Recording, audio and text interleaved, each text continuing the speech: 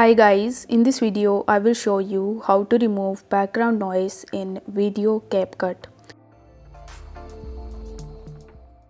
For that you just have to first launch your CapCut mobile application and then you need to tap on new project. After that you just have to select your video and then you need to press add in the bottom right hand corner of the screen. Once done, you will have to tap on your video in order to select it, and then you will notice that there are a bunch of different options appears in the bottom. So you just have to swipe to the left and you need to try to find the option of extract audio. Now once you have found extract audio, you just have to tap on it, and after that your audio will be extracted from your video. Now in order to remove the background noise from this audio, you just have to first select the audio. Then you just have to swipe to the left and here you will be able to see the option of reduce noise. So you need to tap on reduce noise and then you just have to turn this toggle button on right next to it. After that you will have to press this check button.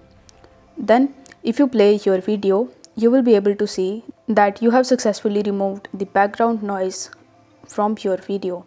If you want to export this video, then you will have to tap on this arrow button in the top right hand corner and this particular video will be available in your device. If the video was helpful, then don't forget to like this video and subscribe to the channel. Thank you so much for watching.